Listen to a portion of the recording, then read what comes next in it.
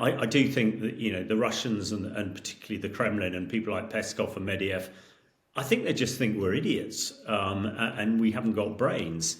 They're used to, that's the way they deal with their own people. They tell them lies and they treat them like idiots.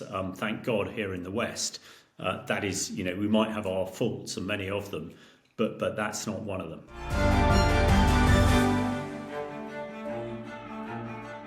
Hi, I'm Maddie, Hale, and welcome to the Trump Report. Today I've got former British Army Colonel Hamish to Bretton-Gordon on the show, and just a reminder that you can watch us every day, Monday through Friday, on Times Radio's YouTube page, or you can stream us as a podcast wherever you get your podcasts. Hamish, thank you so much for joining the Trump Report today.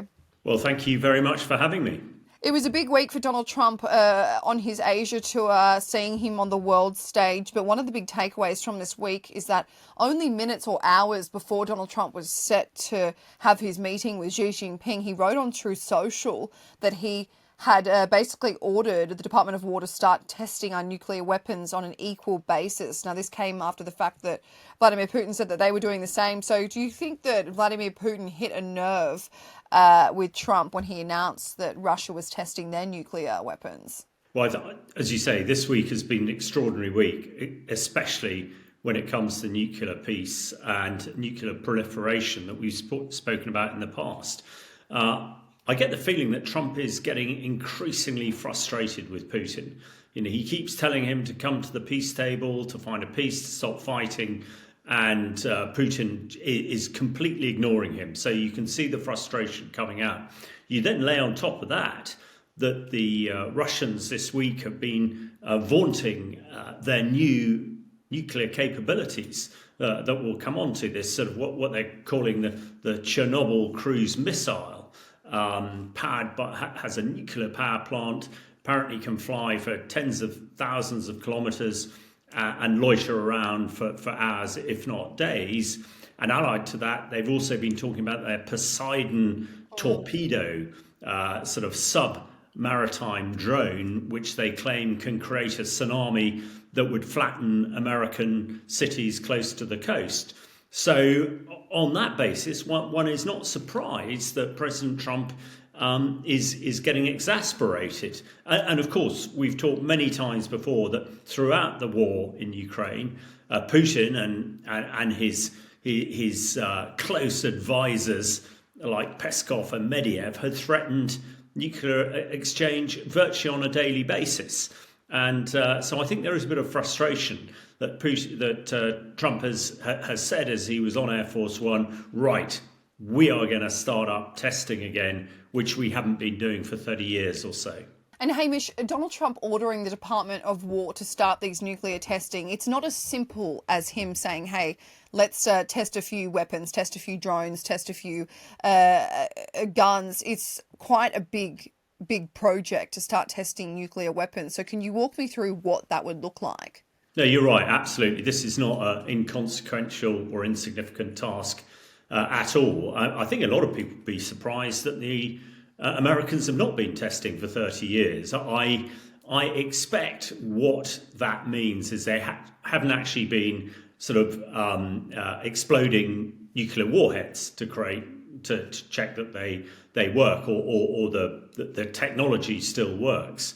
I am sure that they have been checking that their weapons are up to speed. But there are two elements to the testing, and there are two components really to the nuclear capability.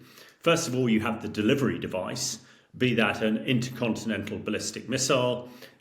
These are missiles that are in silos in the US or in submarines. And we might come back to President Trump talking about the submarine set off the coast of Russia full of intercontinental ballistic missiles. So there's delivery means. The Americans also put warheads on cruise missiles. They have free-fall bombs that they drop from their F-35A stealth jets and the B-2 stealth jets as well. So they have a panoply, if you like, of capability. And then you have the warhead itself.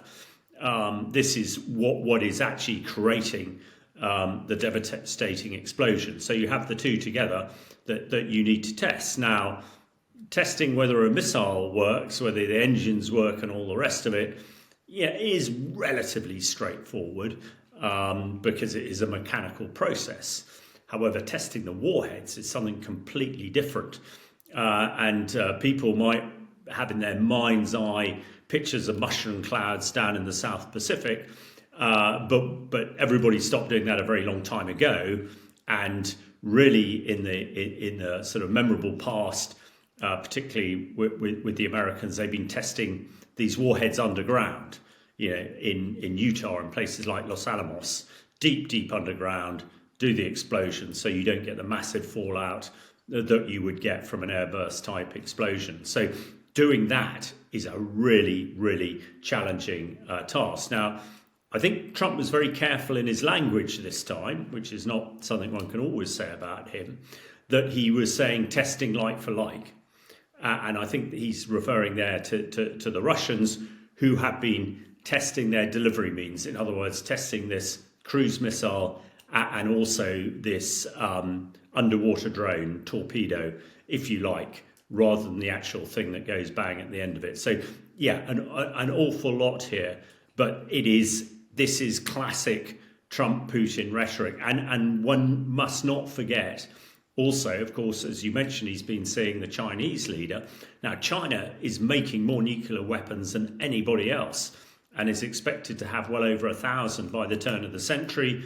We've discussed before the Iranians, which have certainly had their capabilities stored, but the North Koreans, we are pretty certain now, have a nuclear capability. And if anybody wants real deep understanding of this, I suggest they read a book called Nuclear War by Annie Jacobson, which was only published a few weeks ago, that details how the scenario would unfold. And actually, the example she used is a North Korean intercontinental ballistic missile is fired at the US and how that evolves. I mean, the devastating thing is whatever happens, it always leads to Armageddon and only lasts for about sort of 60 minutes or so. But the final bit on the proliferation, of course, people should not forget, or if they don't know, the Indians and the Pakistanis also have nuclear weapons, as well as the Israelis. So there is a lot of it about. We had the sort of Cold War peace dividend is sort of over now. And certainly I believe we're now in a new nuclear arms race. And we need some real cool heads. And when it comes to President Putin and President Trump, that is not necessarily a description you would use of those two leaders. You mentioned that this testing hasn't been done since 1992, Hamish. So if it is such a threat, and we've seen this reciprocal commentary from both Trump and Russia about the fact that they're now testing their nuclear weapons because they know that it's such a threat to the other country. If that is the case, then why hasn't the United States been doing these testing in the last 30 years, or at the very least lying about it, saying they're doing it, but they're not? Well, you ask a very good question, and whether they have or not. I mean, I would be very surprised if the Americans have not been testing these weapons, most especially the delivery means. Although it might sound very complex, the actual nuclear, the chain reaction required for a nuclear explosion, is not as complex as perhaps people imagine. And once you get the chain reaction started, you can't really stop it. So to me, the most important thing to test is the delivery means and the ability to get it there. And, I would have thought that I would be staggered if the Americans haven't tested their missiles and everything else. So I think it's some clever wordage from Trump at the moment, really to raise the stakes, because, we have had this 30 years of at the end of the Cold War, if you like, where nothing has really happened. But it is only now that we've got war in Europe that is threatening to expand. We've got a Russian dictator and his supporters who are threatening us with nuclear attack. And I know that people are really concerned about this, but, a lot of this is hot air and rhetoric to me. The fact that everybody knows that a nuclear exchange is pretty much the end of the planet is the reason that they haven't been used in the last 80 years.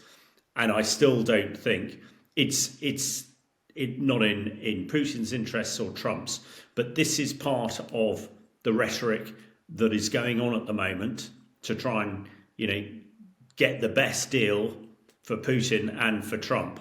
So, yeah, I think there's an awful lot of smoke and mirrors going on at the moment. And when you talk, is Trump lying about testing and all the rest of it? Well, lies to one person are direct honesty to others. So I think one has to be slightly circumspect. I know people are terrified about this, but this is how grand strategic deal making and conversations go about. It's just that once you mention the N word, everybody perks up and listens, and everybody gets a little bit more terrified. The other thing that Trump wrote on Truth Social, he said the United States has more nuclear weapons than any other country. This was accomplished, including a complete update and renovation of existing weapons during my first term in office. Russia is second and China is a distant third, but will be even within 5 years. So while Trump says the United States has the most nuclear weapons, Hamish, it is widely believed that perhaps Russia does. But it is hard to know the truth with these things because there's obviously a lot of biased reporting. But can Russia compete with the United States on this level? Yeah, it certainly can. And again, the ambiguity is another word that is often used when it comes to nuclear weapons. And when Trump says they've got the best and all the rest of it and the most, well, actually, if you count warheads, it's pretty similar. I think the Americans have about 5,300 warheads and the Russians have about 5,250. To be quite frank, it's irrelevant. I suppose what is more important is the ability to actually use this capability.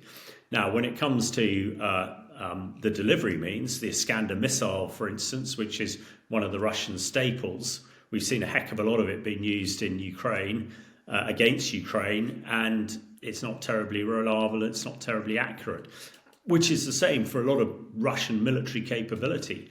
And I think that's what maybe Trump's alluding to.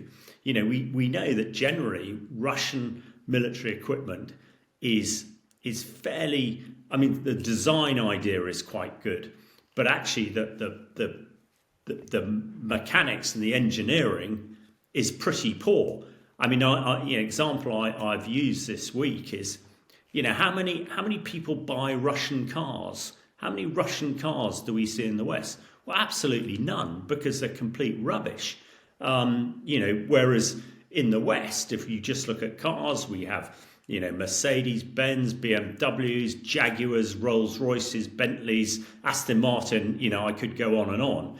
And it shows a level of sophistication and technology that the West has and Russia doesn't really have. So I think when you look at that, whether Russia can absolutely guarantee its military capability, in this case its nuclear capability, I think we in the West are not quite so sure, and I think the Russians know that as well. So in a way, Trump does have an issue there.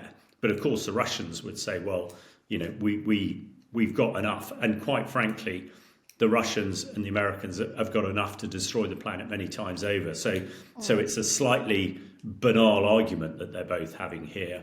But when it comes to military technology and capabilities, certainly the Americans in the West is far more sophisticated and reliable and capable, I would suggest, than anything coming out of Russia in the East. Well, on that note, Hamish, one of the weapons that Putin and the Kremlin mentioned, this nuclear-powered intercontinental cruise missile known as the Chernobyl missile, as you mentioned, it was described by the Kremlin as a unique weapon that no one has in the world, but you have described it as a white elephant, which of course means that something is very expensive but has little use. So can you elaborate what you mean about that? Yeah, no, absolutely. I've also described it as a chimera, a mythical beast. And let me explain. Until very recently, both the Russians and the Americans were talking about speed of missiles. Hypersonic where it's going. This is stuff going at above Mach sort of 3 or 4. We're talking 4,000 or 5,000 miles an hour type of thing. And you need that to be able to get through defences. Well, suddenly this week, the Russian battle-winning cruise missile travels at 500 miles an hour. practically walking pace compared to hypersonic. So I just don't understand why the Russians think that something that flies at only 500 miles an hour is battle winning, because actually, that is the most easy thing for our air defense assets to take down. So that's one thing. So if this weapon is going to be a conventional cruise missile, possibly it has utility, but as a nuclear one, and the Russians are saying it's great. It will take 10 hours to get from Russia to the States. Now, in Annie Jacobson's book, Nuclear War, the whole thing's over in 60 minutes. So why on earth would you invest in a nuclear capability that, is going to be 9 hours late for the party, if you like, and the fact that it's moving so slowly? So that's why I call it a white elephant. I just cannot see its utility, and also its expense. Now, the Russians are saying it's got this wonderful nuclear reactor and nuclear rocket to push it along. Well, how expensive is that? One of the reasons I think they're talking about it is because 2 weeks ago we were all talking about Tomahawk cruise missiles that Trump was thinking about giving to the Ukrainians, which would have devastated Russia. So the Russians then come up with their own wonderful cruise missile. But, Tomahawk missile costs about $1 million. One of these Chernobyl missiles, we're probably talking about $30 or $40 million. And a country like Russia that is broke, why on earth are they going down this line? I mean, that is why I'm saying it's a complete white elephant. It sounds great, and I think to the uninitiated, and I've heard some experts, when it first came out, sort of talking it up, and my view was, oh crikey, hang on, what on earth are we talking about? They're wasting their money on something that is basically completely useless, either as a nuclear capability or as a conventional cruise missile. Well, on the note of this cruise missile, Hamish, earlier in the week, of course, the Kremlin announced that they had tested this nuclear-powered cruise missile, as you mentioned, flying 14,000 kilometres over 15 hours. They said it was a truly unique weapon, as I said, that no other country in the world possesses. He also, Putin, ordered the preparation of infrastructure to put this weapon into service in the Russian armed forces. So that was another threat. And then just 3 days later, Russia announced that it had tested a nuclear power underwater missile torpedo Poseidon launched from a submarine. So just within 2 days, they're saying we're testing 2 nuclear weapons that we have in our possession. So surely this is all just a stern message to Donald Trump that Russia is not backing down. Yeah, no, I think you're absolutely right, Maddie. Absolutely. But having said that, why, when they're losing the war in Ukraine, why are they spending all this money, time and effort developing a nuclear capability that, quite frankly, is not required? I mean, the Russians have enough kit to blow up the world and the America. Why do they want to spend extra money on other bits and pieces? And as the Chernobyl missile to me is a complete white elephant. Now, this Poseidon torpedo, as they're calling it, when we look at it purely as a weapon, you sort of think, yeah, that sort of has some utility. But why waste your time doing that? One ICBM on New York City is enough to flatten it. Why try and blow up a torpedo out in the sea and flood the place? It's just irrational. But it goes back to your original point. It's all about, I think, the bartering and the vocal fight between Trump and Putin. But actually, hopefully, we can unpick this, and people will realise that what Putin is saying is just, it's just bonkers. It's rubbish. And then here's where the kind of situation takes a bizarre turn, Hamish. Dmitry Peskov responded to Donald Trump's post about the US testing these weapons. And he said that President Trump mentioned in this statement that other countries are engaged in testing nuclear weapons. Until now, we didn't know that anyone was testing. So essentially, the Kremlin is then denying claims that they were testing their nuclear-powered missiles and nuclear-powered torpedo. Well, I think we've come to realise that the disinformation and propaganda coming out of the Kremlin, that is what they do, and quite frankly, Peskov would tell you that the sun rises in the west and sets in the east, and would expect you to believe it. But I do think that the Russians and particularly the Kremlin and people like Peskov and Medvedev, I think they just think we're idiots, and we haven't got brains. They're used to, that's the way they deal with their own people. They tell them lies and they treat them like idiots. Thank God here in the West, that is, we might have our faults and many of them, but that's not one of them.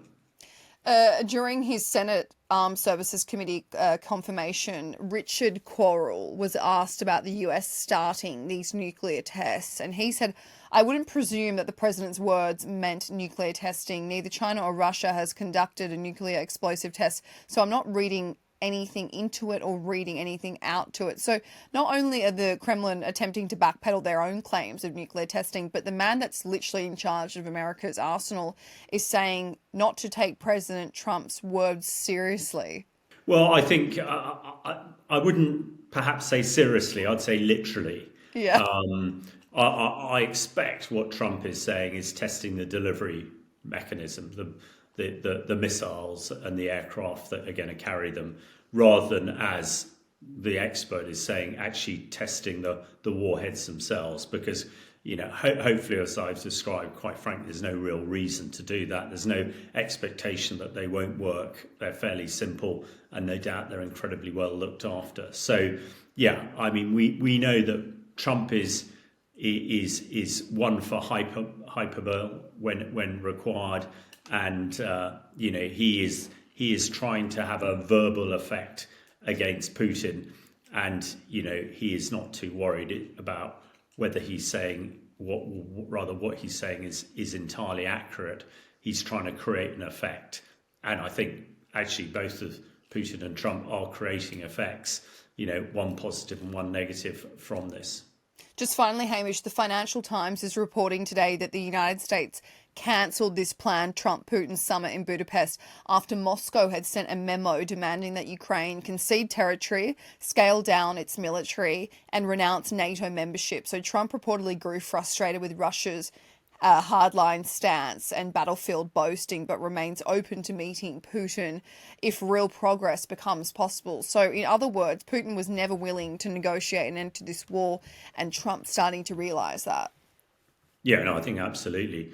Putin has shown absolutely no indication at all of wanting a ceasefire or peace, and he said that. I think when Trump is trying to do the right thing, but too much wishful thinking. Maybe that's something you get from when you're doing deals about real estate, but when it comes to blood and guts and military, that just doesn't work. And as you say, I think Trump is suddenly realizing that Putin has no interest in peace. Putin knows that if he does a peace deal on the current terms, he's finished. He's absolutely finished. He'll be falling off a balcony before he even gets home.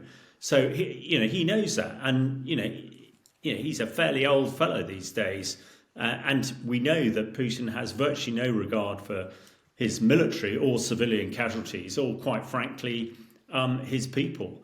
And Trump is now realizing that, and hopefully he'll realize it to the effect that what he should be doing is giving Ukraine all those hundreds of Tomahawk cruise missiles that they desperately need, because what Ukraine is doing at the moment with what we call its deep battle, it is drawing the lifeblood out of the Russian economy. The oil industry is falling apart. The Indians and the Chinese have now agreed to Trump's demand that they stop buying oil. Russia is going to run out of money pretty quickly as long as Trump keeps his hand on Putin's jugular. But I think Trump now realizes that Putin is not going to have peace at all. He's got to be forced to the peace negotiation table, not coaxed to it, which up until now, that's what Trump has been doing. Hamish to Bretton-Gordon, thank you so much for joining the Trump Report today. Thank you very much for having me.